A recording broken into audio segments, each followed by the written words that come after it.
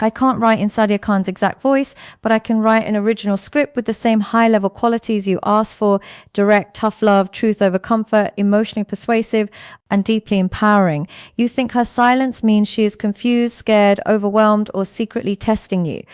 But most of the time, her silence means something much simpler than your ego wants to admit. She is not as invested as you are. That is the part you keep trying not to hear. Because if you hear it clearly, you have to stop romanticizing what is not being reciprocated. You have to stop turning crumbs into chemistry. You have to stop calling anxiety love. And if you need reminders like this, real reminders, not soothing lies, subscribe, because some truths are too important to hear only once. Here is what it really means when she does not call or text you first. It means you are carrying the weight of the connection. It means the energy is not mutual. It means the bond exists more in your mind than in her behavior. And if that hurts, good, not because pain is the goal, but because pain that tells the truth can save your life. Pain that tells the truth can save your dignity. Pain that tells the truth can stop you from wasting 6 months, a year, sometimes years on someone who already showed you with perfect clarity that you are not a priority. You want to believe there is a deeper explanation. You want nuance. You want hidden meaning. You want the mystery. Maybe she is bad at texting. Maybe she has walls up. Maybe she is not used to healthy love. Maybe she wants you to lead. Maybe she is waiting for the right moment. Maybe she is dealing with something. Maybe. Do you see what your mind is doing? It is building a castle out of excuses because reality feels too humiliating. That is not intuition. That is emotional self-deception. When a woman values access to you, she uses it. Maybe not every hour. Maybe not obsessively, maybe not in a dramatic way, but consistently, clearly, naturally. Effort does not need to be begged for. Interest does not need to be decoded. Respect does not need to be imagined. If every conversation begins because you started it, if every meeting happens because you pushed it, if every moment of closeness exists because you chased it, then you are not building a relationship. You are sustaining an illusion, and the illusion is expensive. It costs your peace first. You check your phone too often. You reread messages too often. You analyze her punctuation like it is evidence in a criminal trial. You notice response times. You notice changes in tone. You notice when she viewed something and said nothing. You notice everything except the one thing that matters most. You are no longer grounded in yourself. You are now emotionally managed by someone else's inconsistency. That's called dependency, not love. Dependency. Love has calm in it. Love has steadiness in it. Love has oxygen in it. Dependency feels like waiting, chasing, guessing, proving, fearing. Dependency makes you feel like your worth rises when she responds and drops when she disappears. That is not connection. That is emotional outsourcing. You handed your nervous system to someone who has not even shown you they can hold a basic conversation with consistency, and still you keep telling yourself a story. If I just say the right thing, if I just give her space, if I become more attractive, if I stop being too available, if I play it cool, if I text less, if I text more. Listen carefully. When a connection requires this much strategy just to maintain a basic level of interest, the connection is already broken. A lot of men do not want to accept this because they were taught that persistence is noble, that if you care, you pursue, that if she pulls away, you prove yourself harder, that if she is distant, you become more patient. And in the right context, yes, consistency matters, maturity matters, patience matters. But patience with mutual interest is one thing. Patience with one-sided ambiguity is self-abandonment.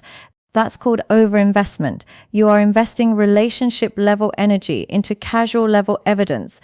You are filling in the blanks with fantasy because reality has not given you enough to stand on. And fantasy always charges interest.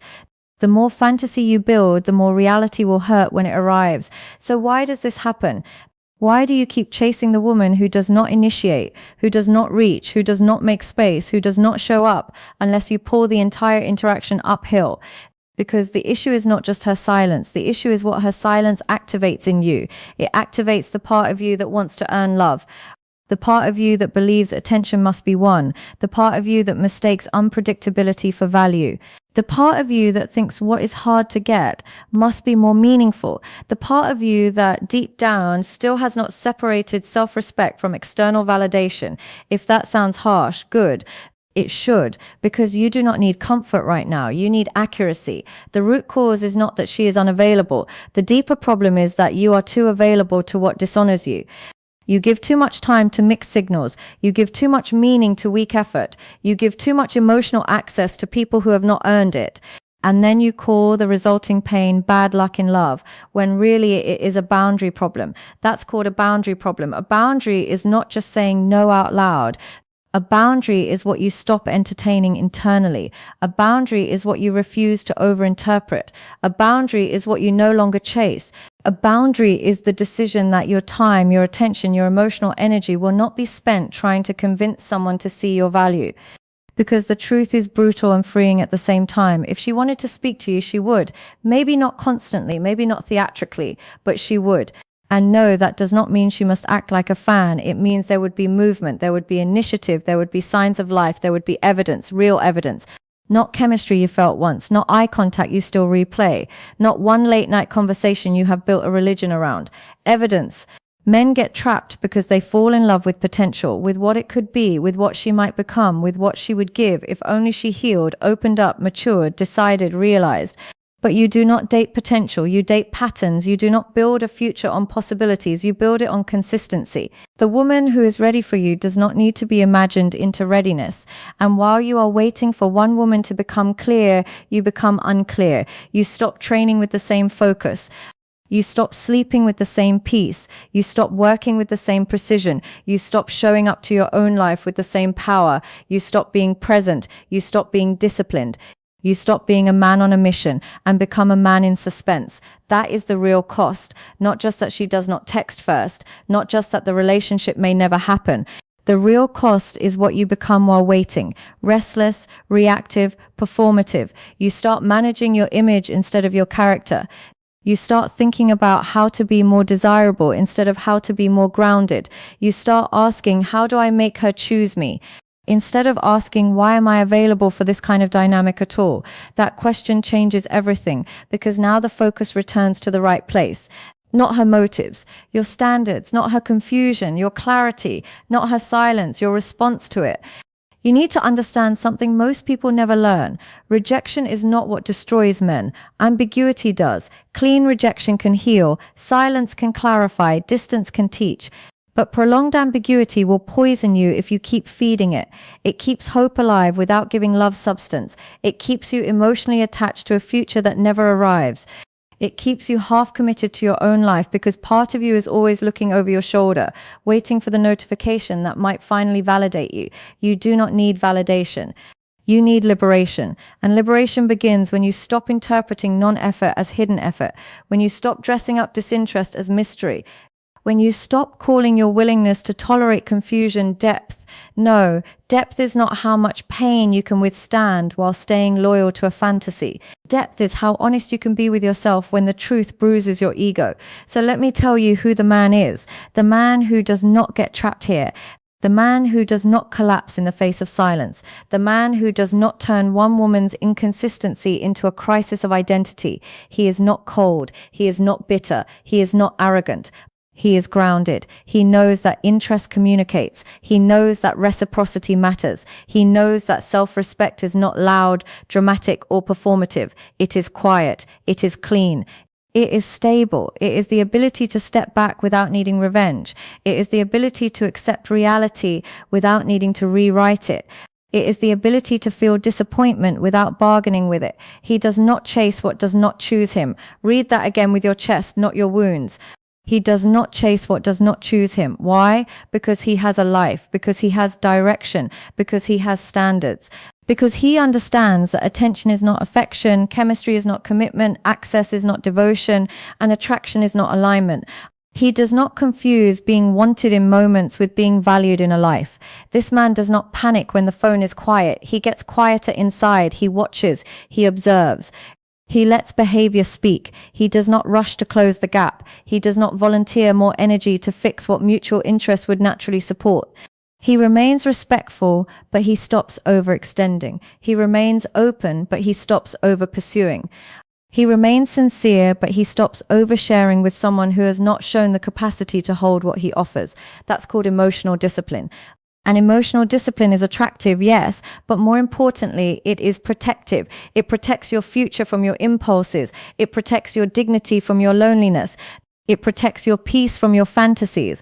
Now listen carefully, because this is where men either reclaim themselves or lose themselves again. What do you do when she does not call or text first? You stop filling the silence. You stop sending the extra message just to check in. You stop creating reasons to stay relevant in her mind. You stop posting for her. You stop monitoring her. You stop trying to produce a response. You stop confusing access with entitlement. You stop auditioning. Then you redirect. You redirect your attention to your body. Train, move. Exhaust the restlessness physically instead of converting it into digital weakness. You redirect your attention to your work, build, produce, finish what you said you would finish. You redirect your attention to your mind. Read, reflect, notice the stories you tell when you feel rejected. You redirect your attention to your standards. Ask one question: if I met myself as I am acting right now, would I respect this man? You redirect your attention to people who are clear, friends who show up, family who checks in, women who reciprocate. Life does not get better when you obsess over who withholds. It gets better when you invest where there is life. And if she comes back, good. Stay calm. Do not punish. Do not perform indifference. Do not act above it. Just observe. Has the pattern changed, or is this another temporary spike of attention? One good conversation does not erase a pattern of inconsistency. One affectionate message does not mean alignment. One moment of warmth does not mean capacity. You must learn to evaluate patterns, not moments. That's called discernment. And discernment will save you from two extremes: naivety and cynicism. Naivety says, every sign means hope. Cynicism says, no one is real. Discernment says, I will watch behavior long enough to know what is true. That is power, quiet power, mature power. Some of you are not addicted to her. You are addicted to the version of yourself you become when you think you finally got chosen. That high, that relief, that temporary feeling that you matter. So when she goes silent, it is not only that you miss her, you miss the temporary identity boost her attention gave you. That is why the crash feels so sharp. But if another person's attention is what makes you feel significant, then you are building your identity on unstable ground, and unstable ground always shakes. You need a deeper foundation. You need to become the kind of man whose value is not discovered in someone else's inbox, the kind of man whose peace does not depend on a read receipt, the kind of man who can want love without worshipping it, the kind of man who can appreciate beauty without losing his center, the kind of man who can feel desire without surrendering his dignity. That is masculine self-respect, not dominance, not emotional shutdown, not games, self-respect. Self-respect says, I can like you deeply and still walk away clearly. Self-respect says, I do not need to demonize you to detach from you. Self-respect says, you are allowed to be unavailable, and I am allowed to be uninterested in unavailable people. Self-respect says, I will not abandon myself to maintain the possibility of being chosen. There is a huge difference between patience and self-neglect, between openness and overexposure, between effort and pursuit without return. Learn that difference and your love life changes. Ignore that difference and you will keep repeating the same lesson with different faces. And yes, some women do want the man to lead. Some women are more reserved. Some women initiate less. Fine. But even reserved interest has energy. Even quiet interest has consistency. Even feminine receptivity still creates space, warmth, responsiveness, ease. You are not asking for performance. You are asking for evidence. If there is no evidence, stop building a case for the defense. The moment you stop personalizing every lack of reciprocity, you become free. Her silence is not proof you are unworthy. It is proof the connection is not balanced. That is all. Stop turning every mismatch into a verdict on your value. Some doors are closed because they are not your door. Some people are distant because they are not your person. Some endings are not punishments. They are redirections. So reclaim your position. Stand up straight in your own life. Let silence be information, not an invitation to overperform. Let inconsistency disqualify, not intrigue. Let confusion reveal incompatibility, not romance. Let your standards do the filtering so your emotions do not have to do all the bleeding, because the right woman does not require you to betray yourself in order to keep her interested. She does not need you to shrink your dignity, distort your instincts, abandon your mission, and call it devotion. She meets you with something real, something calm, something mutual, something that does not need to be dragged into existence by your constant effort. And until that exists, your job is not to chase harder. Your job is to become harder to remove from yourself. That is the shift. Not how do I get her to text first, But why am I so willing to keep investing where reciprocity is absent? Not what if I lose her, but what exactly am I losing if she was never truly showing up? Not how do I win this person, but how do I stop losing myself? That is the real work. That is the adult work. That is the healing work. And when you do that work, something powerful happens. You stop begging life for proof that you matter.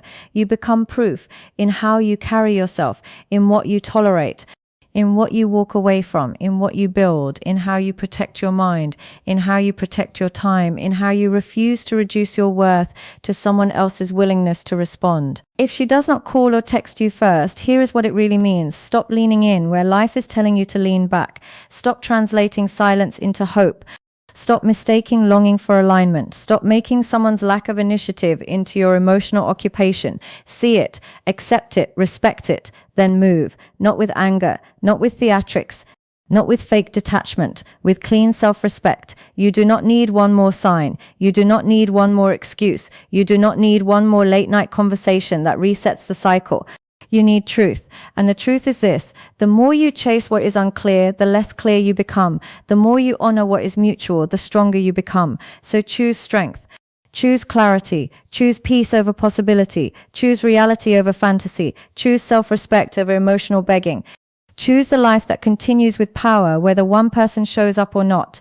Because you are not here to sit beside your phone and wonder if you are enough. You are here to build a life so aligned, so disciplined, so deeply self-respecting that anything not meant for you exposes itself quickly and exits cleanly. That is your freedom. That is your power. That is your answer. You are the answer. And if you want more truth like this, truth that clears the fog, restores your standards, and puts you back in your right mind, subscribe. Not because I need followers, but because you need reminders in a world that keeps teaching you to betray yourself for attention. Stay here if you want clarity. Stay here if you want self-respect. Stay here if you are done confusing pain with love and silence with depth. You are not alone in this, and you are not crazy for needing to hear the truth more than once.